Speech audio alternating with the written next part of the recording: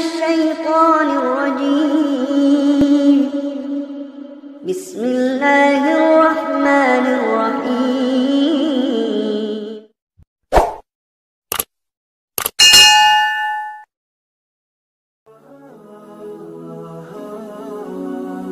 Assalamualaikum warahmatullahi wabarakatuh.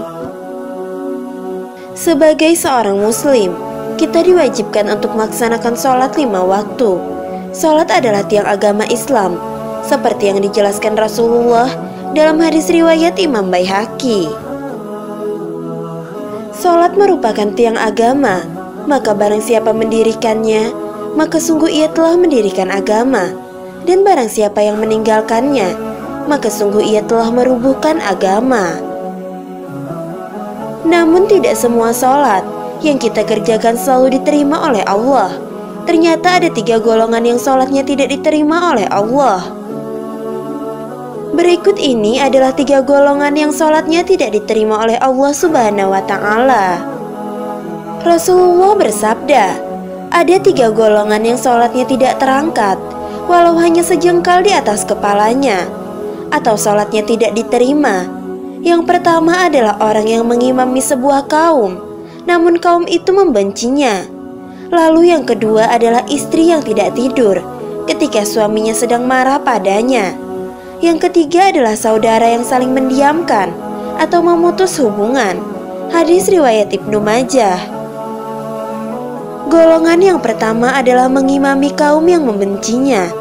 Seseorang yang mengimami suatu kaum, tetapi kaum tersebut membenci dirinya, maka sholatnya tidak akan diterima sedikit pun. Sebagian ulama berpendapat bahwa imam merupakan salah satu orang yang mendapat amanah untuk menjadi pemimpin. Ketika seorang pemimpin dibenci oleh masyarakatnya, maka Allah tidak menerima sholatnya. Yang kedua adalah istri yang tidur ketika suaminya sedang marah kepadanya. Seorang istri yang membiarkan suaminya marah karena kebutuhannya tidak terpenuhi oleh istrinya, namun sang istri meninggalkannya dan tidur termasuk ke dalam golongan orang yang sholatnya tidak diterima.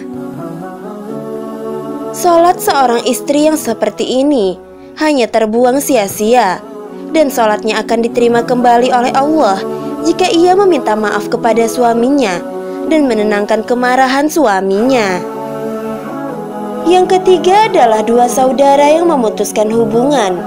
Golongan terakhir yang sholatnya tidak diterima adalah 2 saudara yang saling memutuskan hubungan, baik saudara kandung maupun saudara seiman.